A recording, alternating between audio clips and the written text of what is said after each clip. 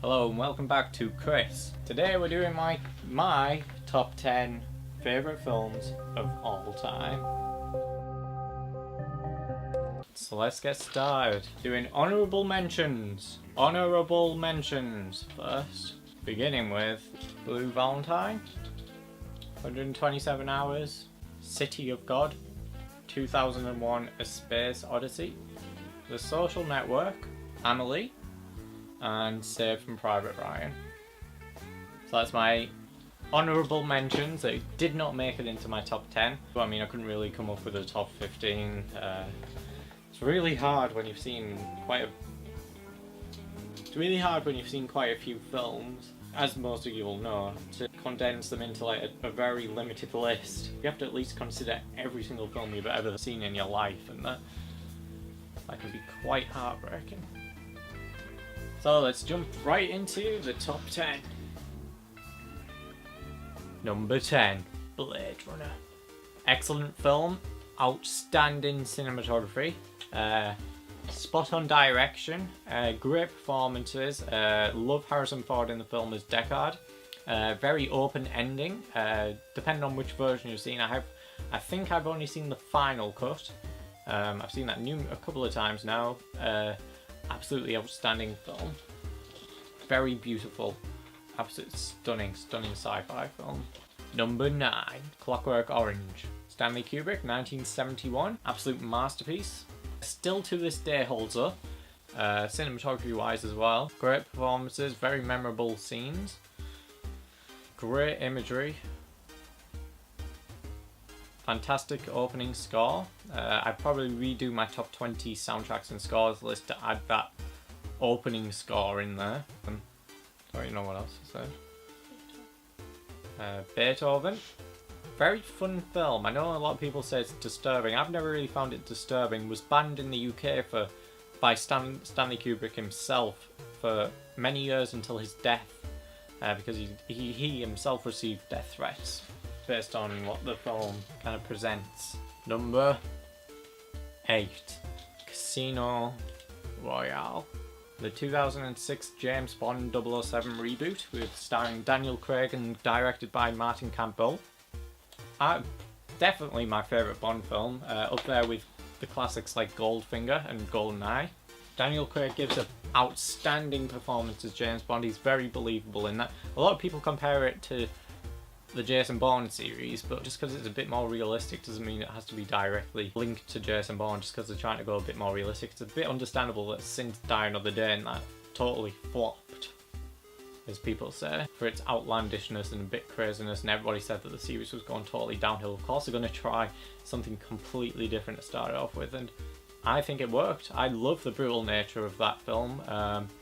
You really feel for Daniel Craig as James Bond, and I don't think that's really ever been shown before. You really think he's a very vulnerable character. The other films are a bit more, have a heavy reliance on escapism, whereas Casino Royale still has that. There's a lot of elements of outlandishness and stuff, but they're done on a grounded level, and a lot of the stunts are done more realistically and stuff, and I just love that. Just love it, and it has a great villain played by Mads Mikkelsen as Le Chiffre. Love that film. Oh. Number 7, Don't Judge. 500 Days of Summer.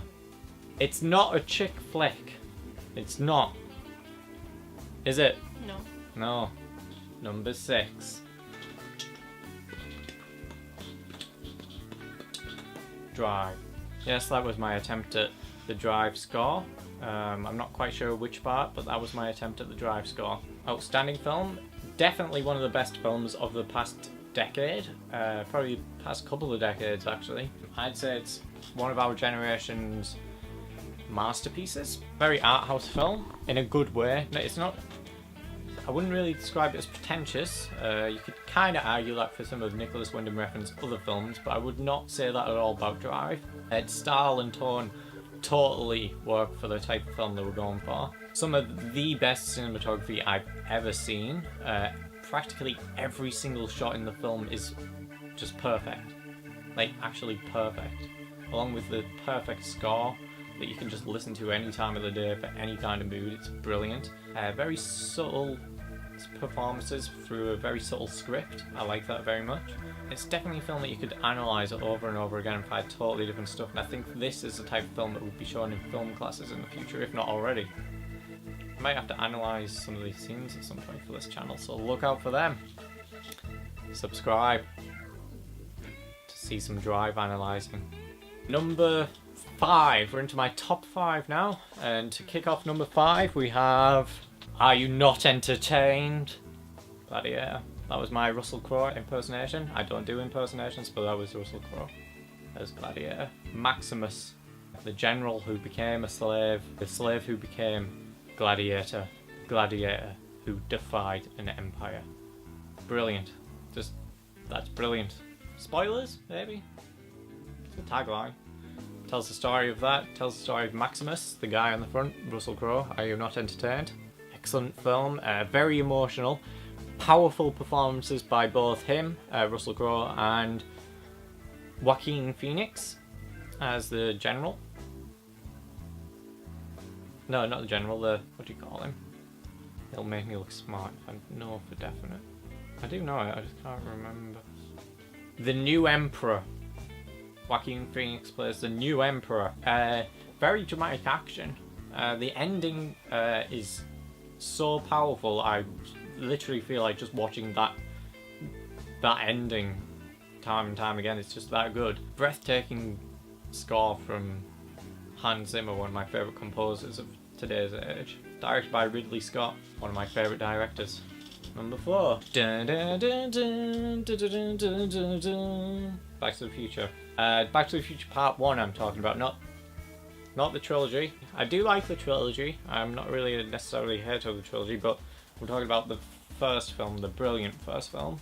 Just one of the most entertaining films ever put to cinema. From start to finish, it's just non-stop, just brilliant. Like, you know, from the music to Marty McFly with the characters, and it's just perfect. Like, you couldn't really ask for a better film, really. Probably the greatest time travel film of all time, I think. And without that film, we wouldn't have Rick and Morty. So think about that. Number 3. Top 3. We're into my top 3.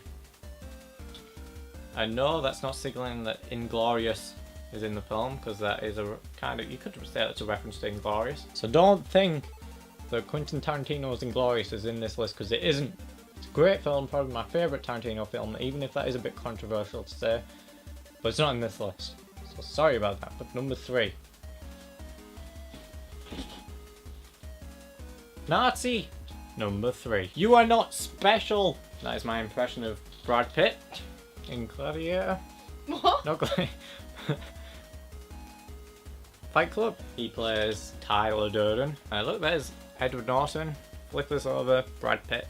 It's a nice slipcover. Oh wait, I'm not talking about the Blu-ray. Great film. David Fincher at his best, but you could say that about any of his films, really.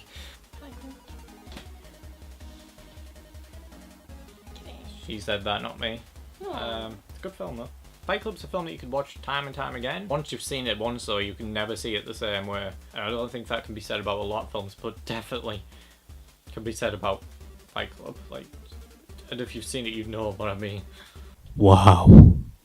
That's the sort of thing you get when you watch Fight Club for the first time. You go, wow. Or at least I did. Number 2. That hurts. The film that started that weird trailer craze. Inception! Christopher Nolan's 2010 epic. I used to consider this my favourite film, but number 1 I realised was my favourite film, and I'll get into that in a minute. But this is one of those films that I always watch and I go, you couldn't make that any better. And that's Inception. One of the greatest endings of all time. Just, I love it, it's so emotional. Again, an open ending. I follow a certain theory and I like to stick to that theory. I'm totally open for other people's theories, because that's the type of film it is. You can talk about it. That's the type of film it is. You go away and you can talk about this film, and that's what films should do. Well done, Christopher Nolan. And thank you for watching my video, Christopher Nolan. Please watch my video, Christopher Nolan. Number 1! Number 1. You're excited. I'm excited. I love you. I love you too. Star Wars, The Empire Strikes Back. Luke, I am your father, am I right? No. No, I am your father. Idiots. Again, just an incredibly fun film. Very underrated, I think. I mean, a lot of people appreciate it, and it made the number 1 spot on Empire magazine's top 100 film spot. Yeah, beating out The Godfather, which I was like, yes, yes! 1 for The Empire Strikes Back. I mean, underrated in the sense that, like, technically it's brilliant. Nobody ever talks about that, but, like, the cinematography in it, especially when you look at the carbon chamber scenes, anything to do with that, like, that's spot on. That's like, you couldn't have filmed that better. Like, everything from the way they shot that film, like the way they set up the cameras, to the way they lit it. All the lights were set up and the smoke effects, like Darth Vader just hidden behind this smoke, just totally showing that he's shrouded in mystery. And like, you're like, whoa, he's mysterious. He's so mysterious. And then you find out why he's mysterious, because, no, I am your father. Spoilers, but you're an idiot if you haven't seen this film, basically. It's engraved in pop culture, this. I mean, most of the series is, but this one especially, since, like, you know, like the 8080 walkers, that famous, biggest twist of all time in all of cinema. You can never top that twist. The lightsaber duel, Bespin, Cloud City, Lando Calrissian, This Is No Cave, Asteroid Fields, Yoda. I mean, come on, Yoda, introduced in this film. Maybe not chronologically introduced in this film, but definitely introduced in this film when it was released. Han and Leia's totally believable chemistry throughout, which results in one of the most dramatic scenes I've ever seen in my life, in the carbon freezing chamber scene. And talking about that scene is perfect. Of course, the whole lightsaber duel between Luke confronting Vader for the first time since Vader killed off Luke's mentor, Obi-Wan Kenobi. Like, he's just got so much anger in him. He believes he can just defeat Vader when he's nowhere near ready, and Vader's completely just toying with him. He could kill him at any moment, but he just doesn't. Just stuff like that makes The Empire Strikes Back the greatest film of all time, I believe. Has so many, like, morals and stuff in it as well. You could use any, like, you could just listen to Yoda all day, just have him on repeat on your playlist just all day, and you can learn so much about life and stuff. You can do what I want.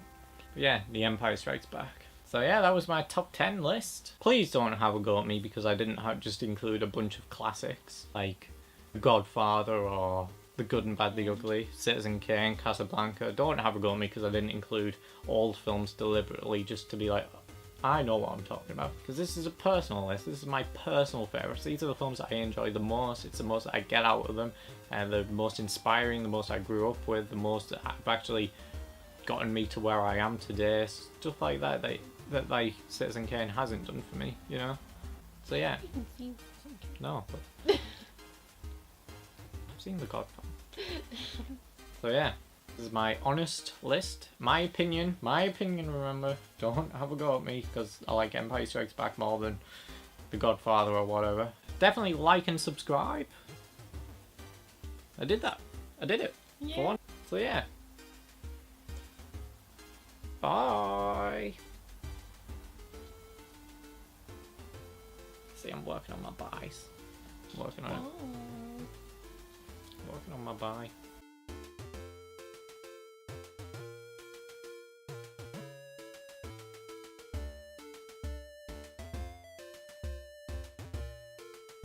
I love you. I know.